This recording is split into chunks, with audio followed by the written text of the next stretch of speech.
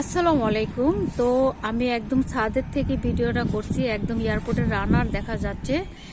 হ্যাঁ, এই দেখেন।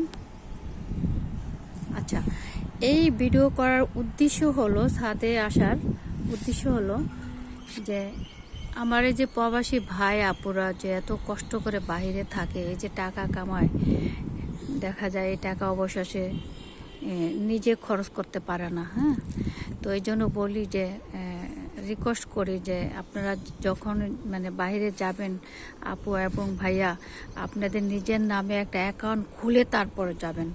নিজের অ্যাকাউন্টে নিজে টাকা রাখবেন, যাকে যতটুকু দেওয়ার আপনারা অতটুকু দিবেন। হ্যাঁ, কেন না হলে হয় কি জানেন, আপনি ধরেন আপনার বাবার অ্যাকাউন্টে টাকা পাঠাইলেন, পরে বাংলাদেশে আসার পরে আপনি বললেন বাবার টাকা কোথায়, কি কত আছে, কি হিসাব নিলেন, বলবে আল্লাহ টাকা কোথায় থেকে থাকবে, এই যে জমি কিনছি, এই যে বাড়িতে কাজ করছি, এই কাজে লাগাইছি, তোর রেন্ট ছিল রেন্ট দিছি। হ্যাঁ, তো দেখা যায় কি জিরো। তো আপনি যে কষ্টটা করলেন, এটা আপনি অবশেষে কি পেলেন? জিরো।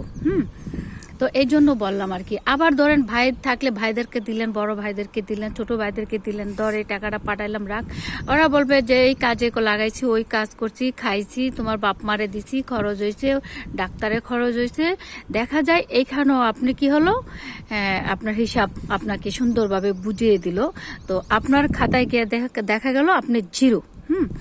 তো এই জন্য বললাম যে আমার প্রবাসী ভাই এবং বোনদেরকে আমি একটা কথাই বলতে চাই, শুধু প্লিজ অনুরোধ, আপনারা যাওয়ার আগে আপনাদের নিজস্ব অ্যাকাউন্ট খুলে যাবেন, যে আপনারা টাকাটা যেন সেভ করতে পারেন।